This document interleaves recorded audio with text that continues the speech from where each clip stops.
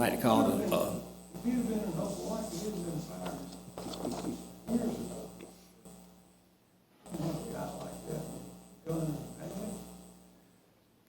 I'd like to call the Opelika City Council work session meeting to order. So what is? Calling the work session meeting to order. Oh. Excuse me. When you get finished with your conversation. We got a couple of things that we want to talk about. The first one, Matt, you got a request to advertise. Yes, sir. Good evening, council members, mayor. The item we have before you tonight is a request to advertise a public hearing for rezoning of 25.7 acres on Waverly Parkway and Veterans Parkway. This is on the northeast corner of that intersection. The subject property is currently zoned R1, R3, and C2, and the applicant is requesting to rezone this to a planned unit development, or PUD, as many people call it, which is a mixed-use development including 72 townhomes, 20 single-family homes, and a retail shop for cabinets. The single-family homes are approximately 7,500 square feet with 60-foot lot widths. The townhomes meet the requirements for the townhome in our zoning ordinance. The development will also have about 6.4 acres of open space, including 2 ponds and some walking trails to tie into the public streets. And they've included a 25-foot wide buffer around all the edges or perimeter of the property. The Planning Commission at its May 26th meeting voted to send a positive recommendation to the City Council. I believe the final vote was 7 affirmative, no negative recommendations, and 2 abstained from that vote. I'll be happy to answer any questions you may have, though. Any questions? Pleasure of the City Council to allow that to move on to advertising. Thank you. Thank you. Mr. Mayor? Quiet here, Mr. President. Mr. Motley, are you going to do bids? We'll do the bids. The first one is asking the city council to approve a contract for vacuum excavation and utility daylighting services. The fact sheet states that they were bid opening date was May 18th. It's for Opelika Power Services. The bid was mailed to 9 vendors, 4 bids received. This is a budgeted contract and the bid tabulation sheets are attached. We recommend that the contract be awarded to Associated Mechanical Contractors on their low bid meeting specifications. Question? Yeah, any idea what that is? Where they put cables in the ground. And they actually vacuum, I asked Derek, they actually vacuum the dirt and everything else out instead of actually digging down, because it doesn't damage the cables that are already in there. So I was on Kinda the crazy. road and didn't know what it was. Yeah. Has to do with cables and they're underground. That's a good thing. The second one is also for Opelika Power Services. It's for substation U-bushings. The bid date was on May 18th. It was mailed to 4 vendors. 3 bids were received. This is a budgeted contract. The tabulation sheets are attached and recommend that the contract be awarded to Stewart C. Irby Company on their next lowest bid, meeting specifications in the amount of $55,404. This part is specific to what we already use that works with the other parts we have in there, and the other part that was the low bid will not match what we currently use. So this was the best route to take. Any questions? Thank you. Okay, Mr. Jones, you had a couple of add-ons. I think you probably got them on the, Yeah, I already put them on the agenda, President Smith. okay. The first one was a resolution to amend the project agreement with, between the city and the 280 Land Company, specifically because they got behind on some dates that they were supposed to be able to request certain advances on the development agreement, mostly because of the rain and the COVID, and so those dates have been adjusted, and and this would be an amendment to the original project agreement. And the second one was a resolution accepting dedication of the right-of-way of Lowe's Drive, which is the road that is now a city road in front of Gander Mountain that goes off Frederick Road back to Lowe's. The people that financed the Lowe's company would not allow it to be, or required it to be dedicated to the city so that it would have ingress and egress. Is that correct? Is that the right way to say that? Well, Lowe's already had ingress from Frederick Road, but they agreed, they had a lot of reciprocal easements over this route with some developers. And it worked out to everybody's best interest to make that into a public right-of-way. And in fact, there are some prospective developments that may come about that would not agree to build those developments without dedicated public right-of-way to provide access. I have, if you look in front of your desk, you will see an aerial photograph, and that depicts the location of this proposed right-of-way. If you hold it up, you'll see Frederick Road at the top, and to the left, if you see a big parking lot with a lot of cars in it, that's the Lowe's parking lot. If you look to the right, you'll see an empty parking lot. That's the Gander Mountain parking lot. And then down at the bottom, you'll see a right-of-way that runs perpendicular. That's Parker Way, which is already a dedicated public right-of-way. So this proposed right-of-way will connect Frederick Road to Parker Way, if you look at the right-of-way map. Any questions? Okay. We will take 2 minutes and we'll start promptly at 7.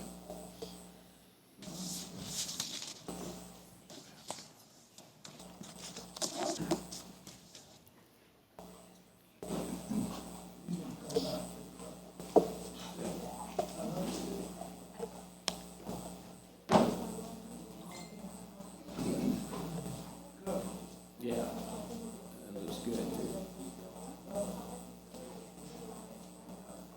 Let me see what it looks like.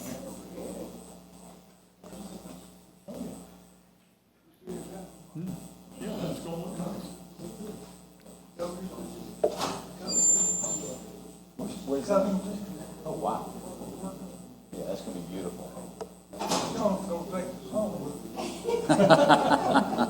Yeah, place for it. Yeah, I saw it when it was in there, it's nice.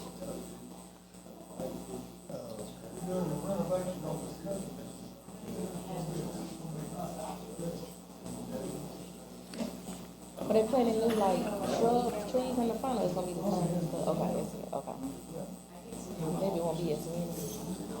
Okay.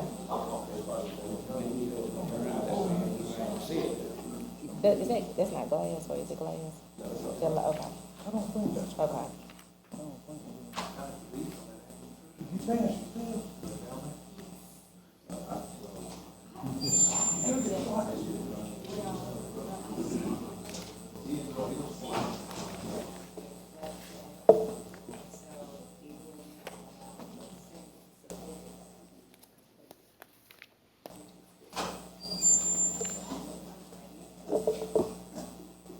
How long did it take you to take all that?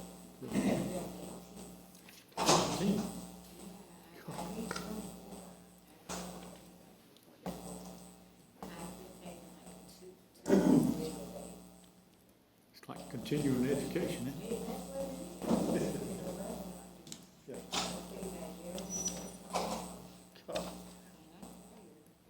Oh, the test hard?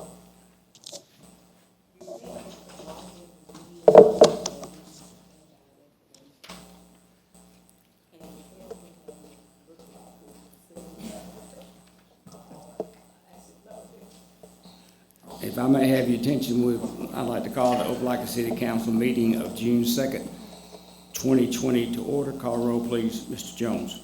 Ms. Jones. Ms. Pitts. Here. Mr. Smithy. Here. Mr. Cannon. Here. Mr. Smith. Here. We're honored to have the Minister Kevin Flanagan from The Edge and his colleague Pastor Hamlet Barnes from Mustard Seed Faith Center. We're going to ask them to make their way to the podium over here, and we're going to have them lead us in the invocation. The reason that we have two ministers tonight is that we want to work to signify some unification in our community. We got a lot of things going on in our country, and we don't want that going on in Opelika, Alabama. And we're going to have them pray to the good Lord that He will keep us safe and out of harm's way. I'm also going to invite Elsie Beaver and Jordan Brown with the Girl Scout Troop 7238 to make their way up here. And after we have the prayer and the invocation, we'll have these two young ladies lead us in the pledge, if you all would stand. The real reason the Alliance sent two of us is they looked at this group and said, let's send a little extra prayer. So that's why we're here, but we'll let you believe whatever you want. That's the real reason. Hey, we get social space. That's what it's called. Let's pray. Father, we love you and we thank you so much that you love us. If there's ever been a time that we need to call on you to be in our midst, in our presence, in our hearts, in our community, it's now. And so we ask you to do that, Father, in the what seems like the normal and maybe mundane business of the city up to the stuff that can shake us all at our roots. We invite your presence. We invite your wisdom.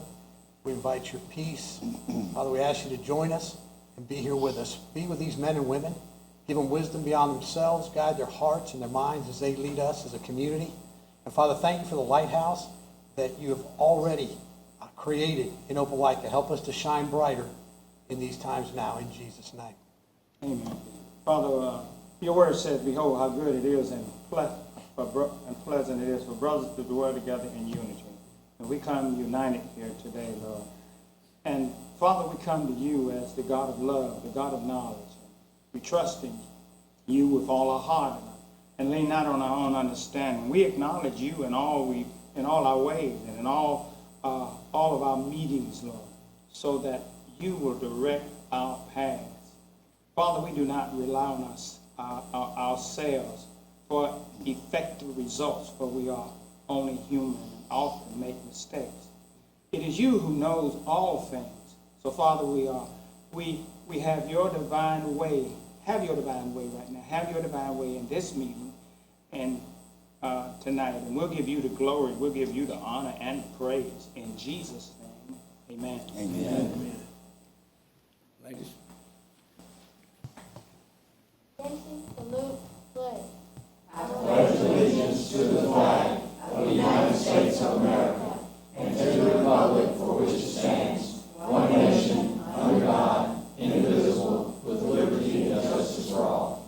Thank you, ladies.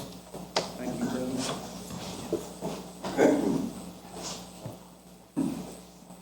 You all have previously received a copy of the minutes of the May 19th, 2020 council meeting. Is there a motion to accept? So moved. Is there a second? Second. Any additions, deletions, or corrections? I would like to get, remarks on the minute. I just want to add a name in there. The line where he was, and he publicly stated this as well, that recognized a total of 6 pre-K classes with money for Alabama first class pre-K. And I would just like for the chairman's name to go as a part of the education crime committee, which mentions Patsy Jones' name. I want to leave my legacy for that because there's something out there. Ms. Jones? Yes, ma'am. We'll take care of that for you. Yes, ma'am. All in favor of accepting with that amendment, signify by saying aye. Aye. Opposed? Thank you. Mr. Mayor? All right, Mr. President. I have 2 items, excuse me, that I'd like to discuss with you all tonight. The first is about Opelika Share. Now, that's a program that benefits qualified Opelika residents with their power bills. Residents are screened through the United Way. To qualify, a person must be 55 years or older or be 100% disabled, and they must be an Opelika Power customer.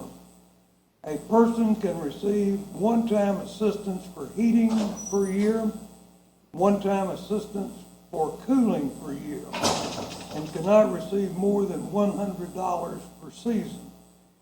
Giving is easy with Opelika Share. There's a box on your power bill, and you can check that. You can, or you can call the Power Services office at 705-5170. You can give as little as $1 each month, or you can make a one-time donation. Now, we have some folks that are hurting in our community, and we need to make sure we have sufficient funds in Opelika Share so that we can help these elderly or disabled folks with their power bills. So if the council members, and I'm sure most of you are already participating in Share, I hope you are. And if you're giving $1, maybe you'd like to increase it 100% and give $2. So I appreciate the same for folks in our audience. The second thing I want to mention to you all is compassion. You know, regardless of what someone is experiencing, whether it be celebration, tribulation, or somewhere in between, I try to understand what they're going through and to love them unconditionally. Matthew 22:36-40 in the NIV. Teacher, which is the greatest commandment in the law? Jesus replied, love the Lord your God with all your heart and with all your soul and with all your mind. This is the first and great commandment. The second is like unto it. Love your neighbor as yourself.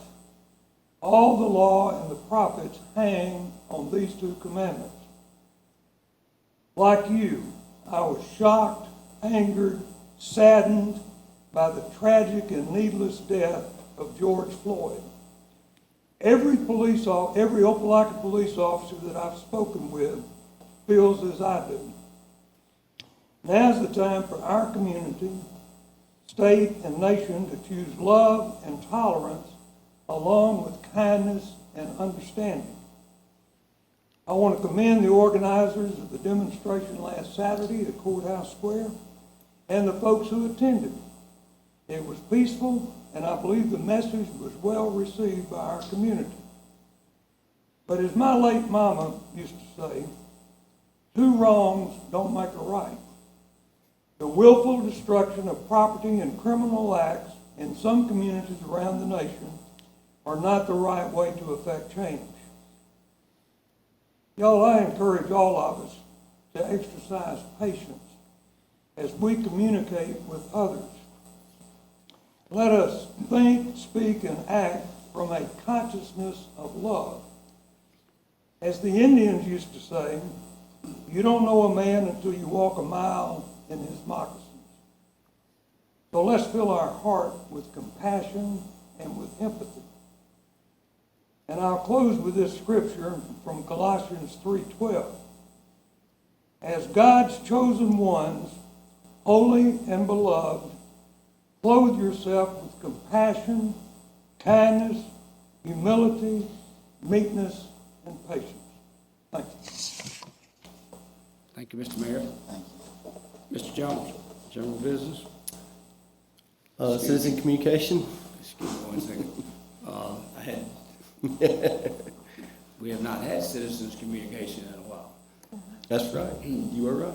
Ms. Jones, citizens communication. Yeah, now would be the time if anyone likes to speak to the mayor or the council. What I need you to do is come to the podium, sign in, please, with your name and phone number. If anyone else would like to speak, we have some markers over here, I believe, so if you want to stand along the wall and wait your turn, please. And please keep it to 5 minutes or less. Thank you. Hi.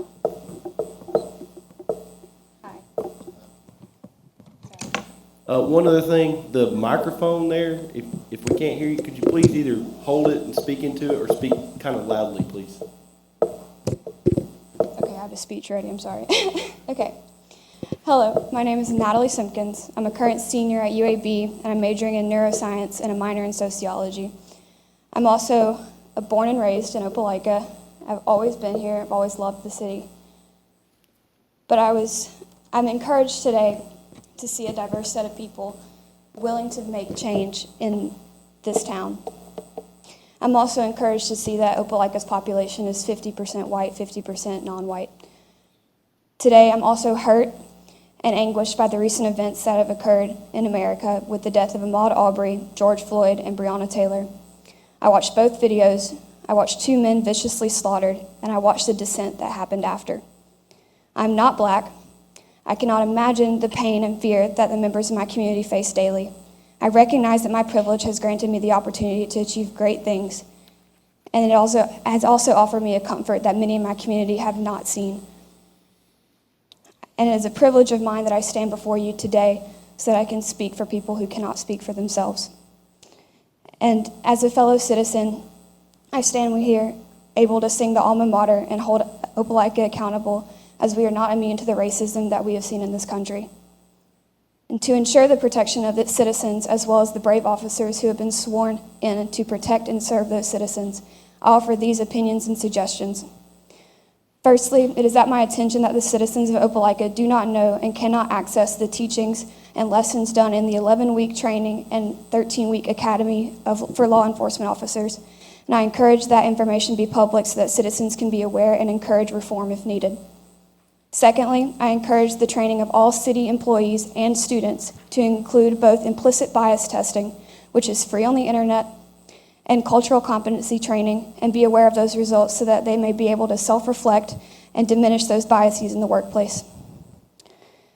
Also, first responders should be taught stress management and conflict resolution, as we all know the duties of law enforcement and first response are constantly demanding and can involve stressful situations. I also encourage the idea of officer-first training, if it exists in the curriculum, to be mitigated, as it creates a destructive power dynamic and can cause unhealthy and problematic situations. Aside from law enforcement, I offer suggestions to the Opelika school system. I'm a graduate of Opelika High, class of 2017.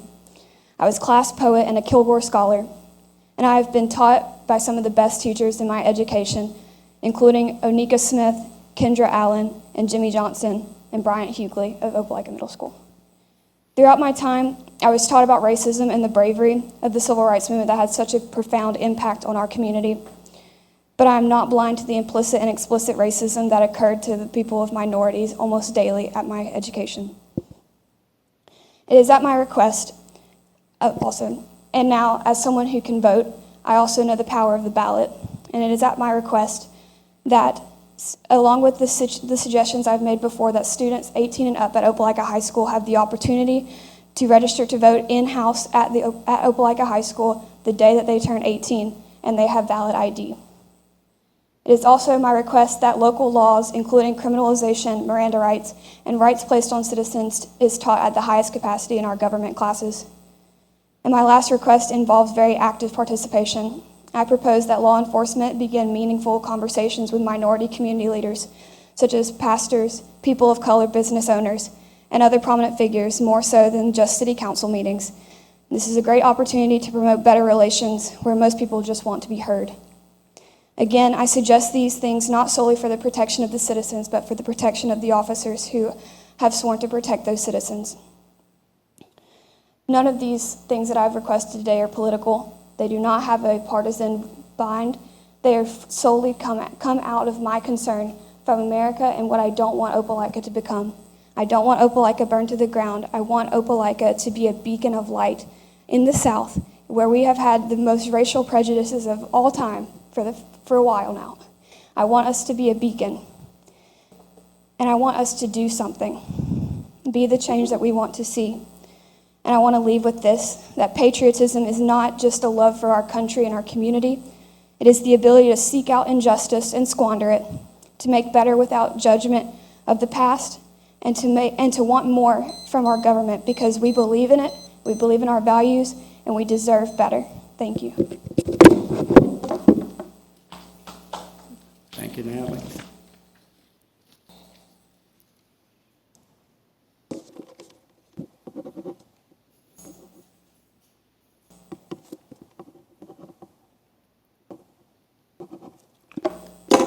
Well,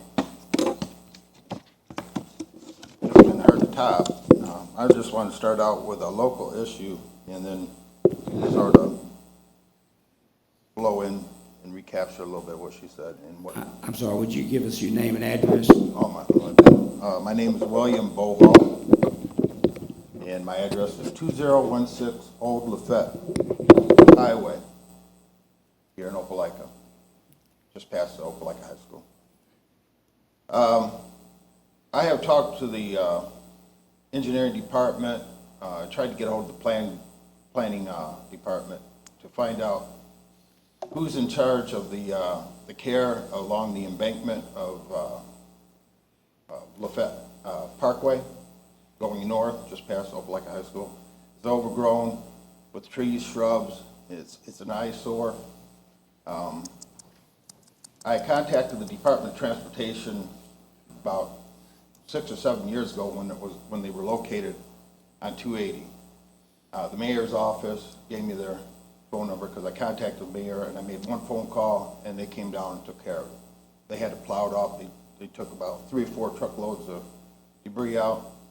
Since then, the Department of Transportation has changed hands and there has been no care or oversight of that area. I've talked to the Rebecca, I can't think of her name, and the infield supervisor that actually goes out. And as recently as about 2 or 3 weeks ago, I tried, this has been going on for a month, but I finally got them to come down and look at the area.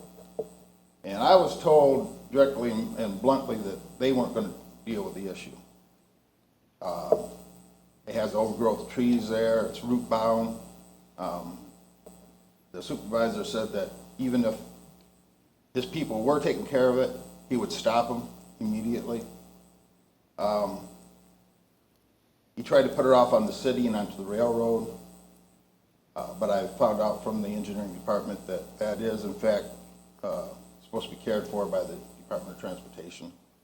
I contacted the lieutenant governor about a month ago and sent him photos, and that's all I got to offer you if you'd like to see it, is the photos of this area, because I got no paperwork. I requested from the engineering department if they had something I could show you to email me, they didn't do it.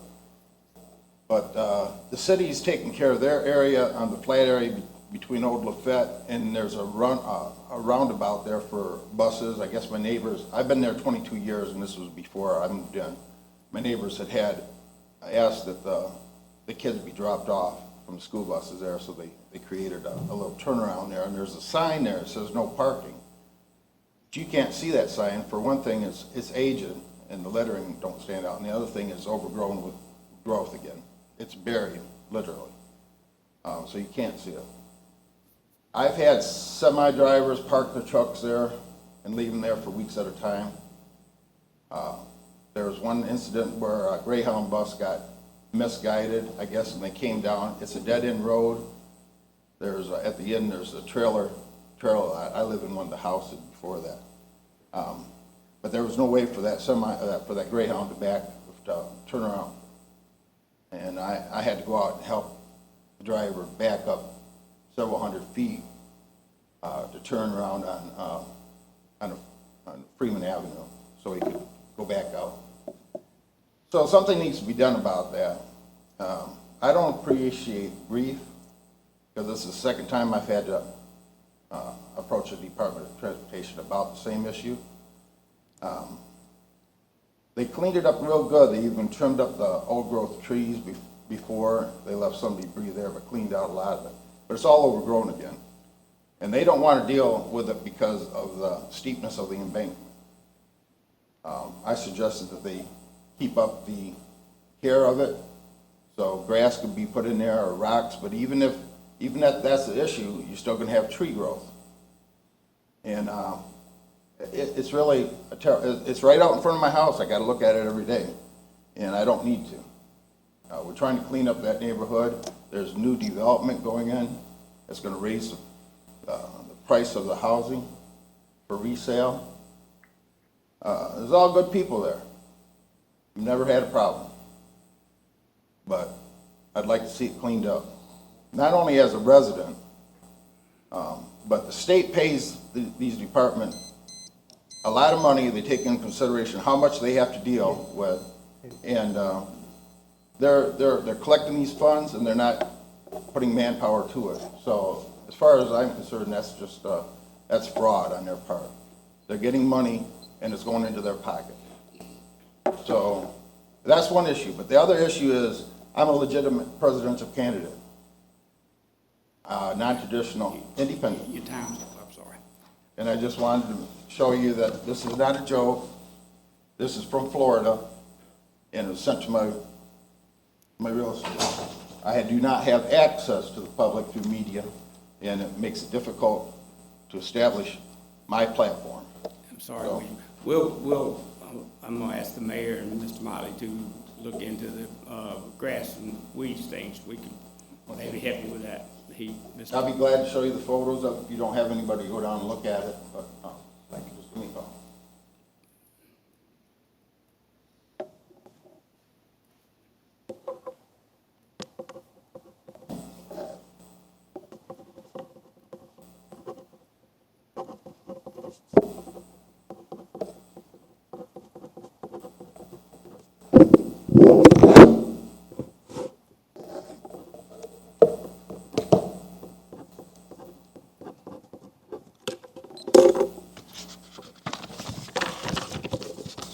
Good evening, Mayor Fuller, and members of the council. My name is Isaac Standridge, and I live on Elliott Avenue in Ward 3. I also want to note that this week is my 1-year anniversary of being a resident of Opelika. And I'm really happy to be here because this year I also got married in Opelika, and I became a homeowner in Opelika. So I'm very thankful to be here for those reasons. I decided to come speak today because of what has transpired throughout our country this past week as a result of what medical examiners are now describing as a homicide at the hands of Minneapolis police against George Floyd. My priority in coming tonight is to work to ensure that nothing like that happens here in Opelika. As a result, I would like to discuss the role of policing in our community and what our city's budget can tell us. I want to start by saying that I believe that budgets are a reflection of our values and goals. After reviewing our city's budget, I was surprised to see that our largest expenditure is public safety, coming in at around 29%. It is actually double the next largest expenditure.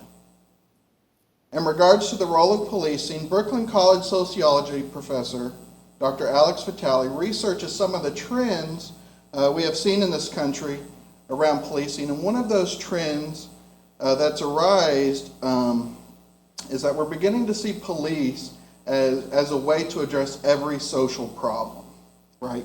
Instead of directly addressing social problems head on, we now rely on police to do that. So as a result, police are now asked to manage social problems such as poverty, homelessness, mental health issues, and schools that could benefit from additional professional resources and much more. As we examine our community budget, that seems to bear some truths. As I mentioned previously, public safety makes up around 29% of the budget, whereas education and health and wellness make up about 5% and 1% respectively.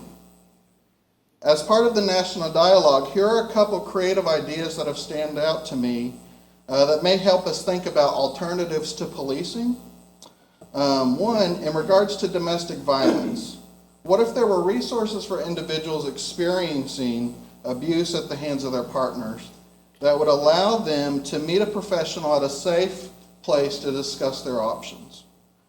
Or if a neighbor is having a mental health crisis, what if there were mental health professionals that could do wellness checks on them, rather than asking the police to do that.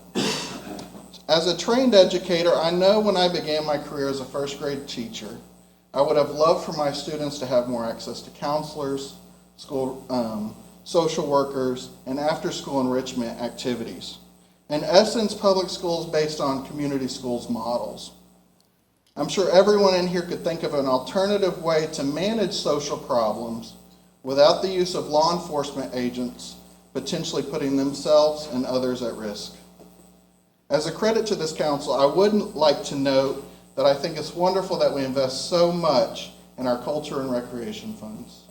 My wife and I have enjoyed pottery classes at the community center immensely.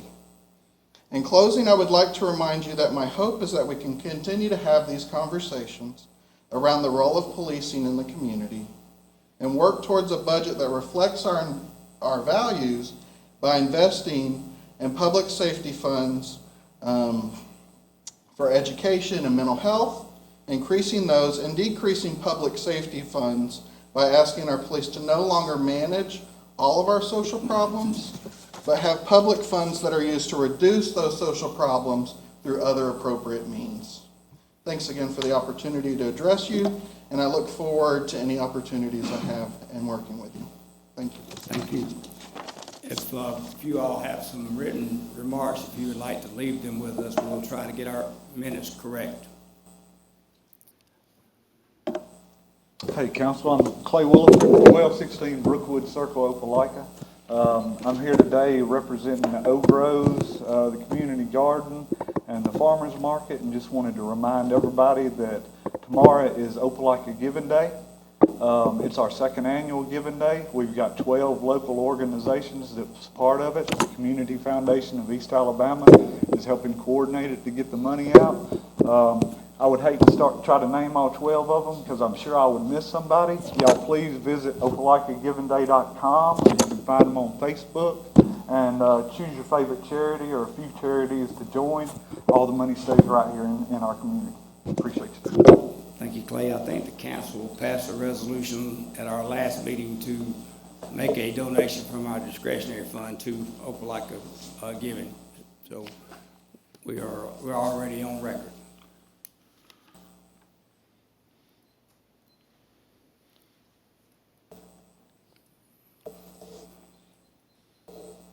Good evening, good afternoon, Mayor, Council. I feel that it's a privilege that we all can come back together. Last time I was here, we didn't know whether we would come back together in 3 months, 6 months, or just how long it would be. We thought we might be doing some screenlining, because apparently we have had to do that in other places, but it's good to be able to see everybody back out here. Mr. Jackson, would you state your name and address? My name is Lindbergh Bernard Jackson. I'm here on behalf of a property that we were trying to resolve an issue concerning safe, sound, and sanitary conditions at 1113 Lake Street. And primarily, my reasoning is to let you guys know that due to the pandemic, times that we're going through, that it has delayed us, but we have made contact with the person or the persons that have paid the previous taxes. We have been in touch with our attorneys, but due to, like I said, the pandemic, we have not been able to get into the courthouse and make the necessary corrections in terms of taxes and other things, but we do now have a word back from them, and we plan to move forward. It's a little difficult right now with us being able to get all of the subcontractors and people in place to go out and actually do the work. But I assure Mr. Gunner that our attorney, Mr. Cody Foote, has prepared most of the documents, and we do plan to move forward. Mrs. Humphrey is here tonight. She hasn't changed her mind. She has a tenant that's willing to put in some sweat equity along with us to go ahead and bring this property up to standard. But I would like to make one comment, and this is in light of what we have going on in our country today. Excuse me. Humphrey initially contacted our your building and your code office here. And I explained to you all that Mrs. Fauntleroy has a serious back condition along with several other conditions and have suffered this condition for over a period of probably the last 6 or 8 years. And due to that, she hasn't been able to put any money in it. I've tried to maintain the property and just recently found Mrs. Humphrey to purchase the property. But Mrs. Humphrey contacted the building office of the city of Opelika, and she contacted Mr. David Chapman. And in light of Mr. Chapman saying to Mrs. Humphrey that we will work with you, or have been trying to work with Mr. Jackson, Mr. Chapman made the statement that I've been working for several years, and I won't call the number of years, and she can verify this, to get this property taken down rather than help. If we work together to help resolve our problems in terms of differences, and whether it be racial differences, whether it be our housing differences or what have you, but if we work with the people in the city that is trying to help the welfare and the betterment of the city, it works out a lot better than having people get all frustrated and come from the outside and bring trouble to our city. And I think a lot of you guys know what I mean. Whether you're policing housing or whether you're policing people, it stands to reason that we can work our problems out together better than we can work against each other to see what we can do to tear each other down. Thank you. Thank you.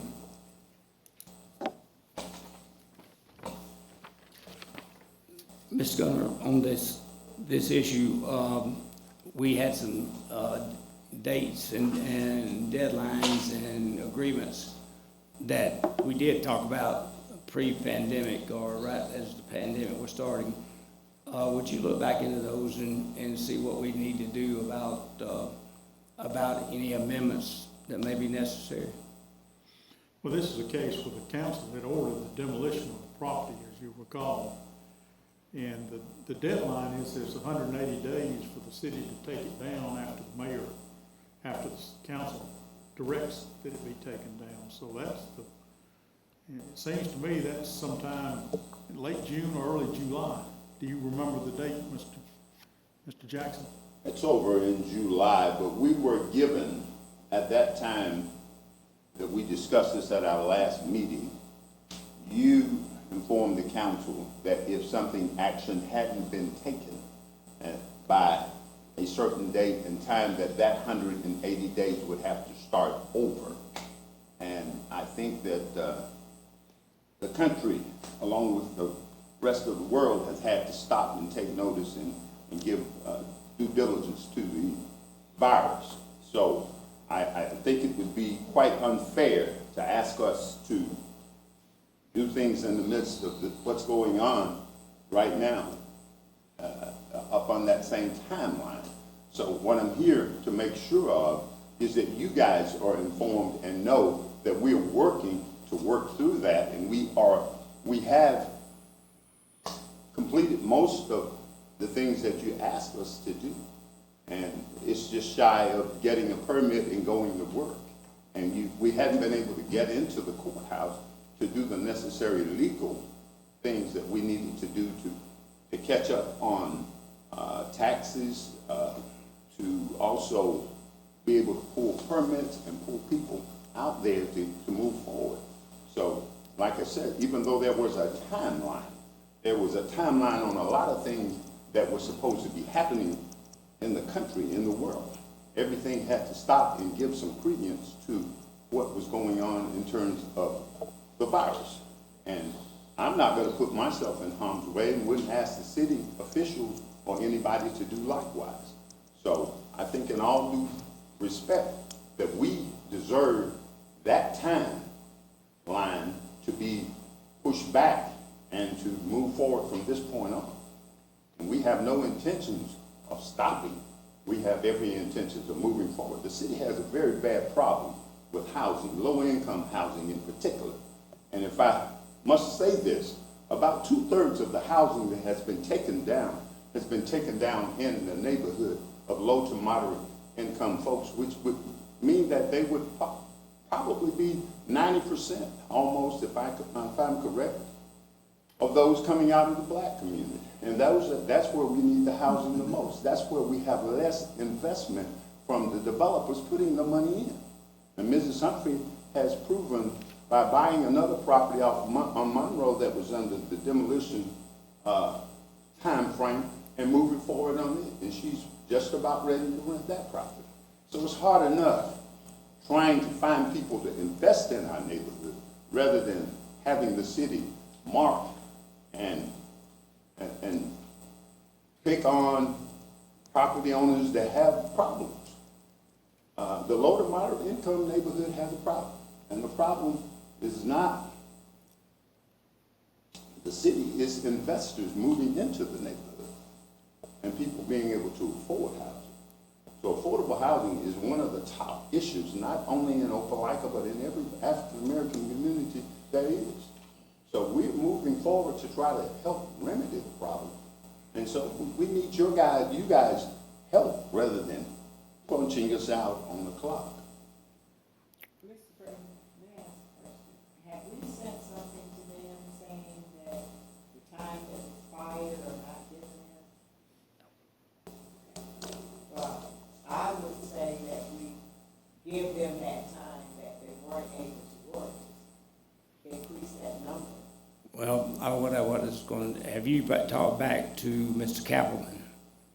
Well, unfortunately, we have not been able to talk to a lot of people. Yeah, okay. And so that's why, our attorney, we turned it over to him, and he has just recently contacted the corporation. Okay. So we can do that moving forward after tonight. How about you get with Mr. Motley tonight before you leave?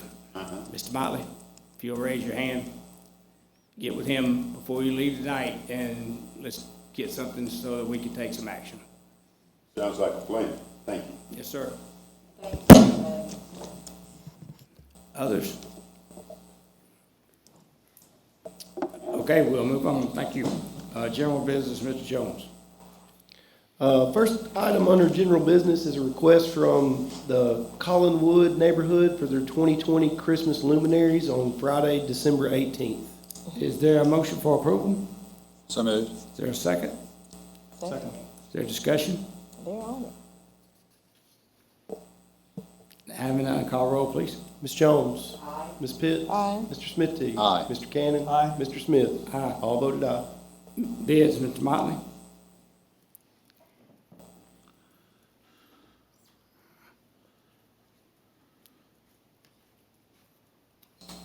The first bid is, we're asking the council to approve a contract with vacuum excavation and utility daylighting services. The bid date was May the 18th. For Opelika Power Services, the bid was mailed to 9 vendors. 4 bids were received. This is a budgeted contract. Bid tabulation sheets are attached and recommend that the contract be awarded to Associated Mechanical Contractors on their low bid, meeting specifications on an as-needed basis. Is there a motion for approval? Is there a second? Second. Is there discussion? Having none, call roll, please. Ms. Jones? Ms. Pitts? Aye. Mr. Smithy? Aye. Mr. Cannon? Aye. Mr. Smith? Aye. All voted aye.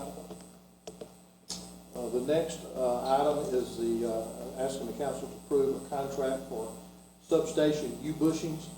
Again, the bid opening date was May the 18th. It's for Opelika Power Services. The bid was mailed to 4 vendors. 3 bids received. This is a budgeted contract, and the bid tabulation sheets are attached. We recommend the contract be awarded to Stewart C. Irby Company on their next lowest bid, meeting specifications in the amount of $55,404. Again, this was not the low bid. It's the only one that met the specifications because we use this particular type with our other equipment in the substations. The other type will not work. Is there a motion for approval? So moved. Is there a second? Second. Is there discussion? Having none, call roll, please. Ms. Jones. Ms. Pitts. Aye. Mr. Smithy. Aye. Mr. Cannon. Aye. Mr. Smith. Aye. All voted aye. Resolution, Mr. Gunner. Mr. President, the first resolution authorizes the mayor to dispose of certain cell phones and accessories as unneeded personal property of the city. Is there a motion for approval?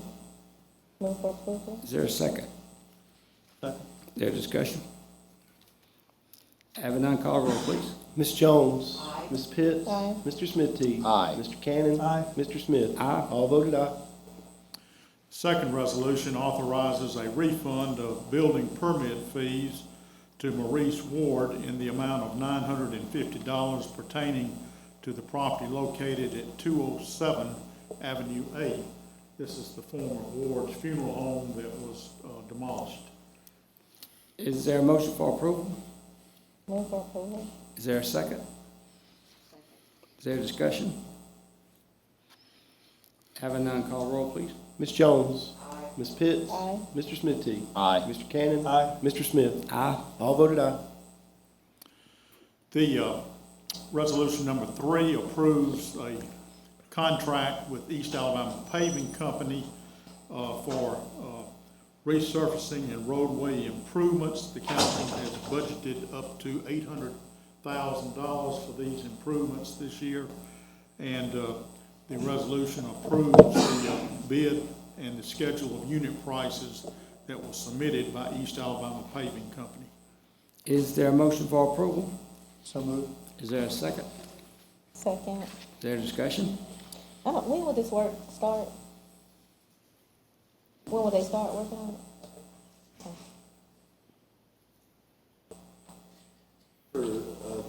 Good afternoon. My name is Lee McKinnis, Assistant City Engineer. The contractor is right now planning on putting paving, looking at 2 months out before we start any paving. We've got some of the follow-up. This next resolution is going to be some roadway improvement. They're going to have some, we've got to get the curb and gutter and stuff and like that on those projects before the paving. Thank you, Luke. I know I submitted a couple of streets. I know I spoke with Mayor Fuller about, I guess they will be on, you have a list? Yes, There a ma'am. list of Right now, we've got a list of 13. I think we've got Comanche. I don't have the full list here with me right now. Okay, do you, I know Hammer Street was one that we had discussed. Yes, ma'am. Okay, okay, thank you. Others? Call roll, please. Thank you. Ms. Jones. Ms. Pitts. Aye. Mr. Smithy. Aye. Mr. Cannon. Aye. Mr. Smith. Aye. All voted aye. Fourth resolution approves a bid and an award of a contract to Robinson Paving Company for general roadway improvements. This is such as the curbing that was referred to earlier. This bid is awarded on a schedule of unit prices submitted by Robinson Paving Company. Is there a motion for approval? So moved. Is there a second? Is there a discussion? Having none, call roll, please. Ms. Jones. Ms. Pitts. Aye. Mr. Smithy. Aye. Mr. Cannon. Aye. Mr. Smith. Aye. All voted aye. On September 4, 2019, the City Council approved a project agreement with 280 Land Company with respect to Hidden Lake Subdivision South, which is located on the south side of Sportsplex Road. In that agreement, the developer agreed to complete the public infrastructure, which would be the streets and public utilities, for phases 1 and 2 of this development no later than December 31. As the council knows, there have been considerable weather delays. We had a considerable amount of rain in the winter and in the spring. And then we've also had the COVID-19 emergency come up since that time. So you have before you a resolution that would extend the completion date for the infrastructure in phases 1 and 2 to August 31, 2020. Is there a motion for approval? So moved. Is there a second? Second. Is there discussion? Having none, call roll, please. Ms. Jones. Ms. Pitts? Aye. Mr. Smithy? Aye. Mr. Cannon? Aye. Mr. Smith? Aye. All voted aye. The sixth resolution approves and accepts the dedication of the right-of-way for Lowe's Drive, which connects Frederick Road to Parker Way. And you have a copy of the aerial photograph that depicts the actual location of this proposed public right-of-way. Is there a motion for approval? Move for approval? Is there a second? Is there discussion? Have none, call roll, please. Ms. Jones? Ms. Pitts? Aye. Mr. Smithy? Aye. Mr. Cannon? Aye. Mr. Smith? Aye. All voted aye. We have no ordinances for this evening.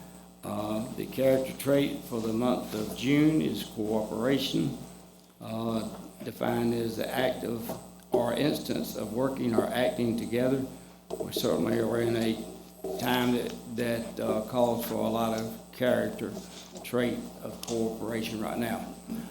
Is there any other business come before the council this evening? Yeah, I have two things. I just want to nominate Harvey Doug Floyd to one of the vacant downtown redevelopment board spots. He's I'm a, sorry, Ms. Pitts, I cannot hear you. Oh, I'm sorry.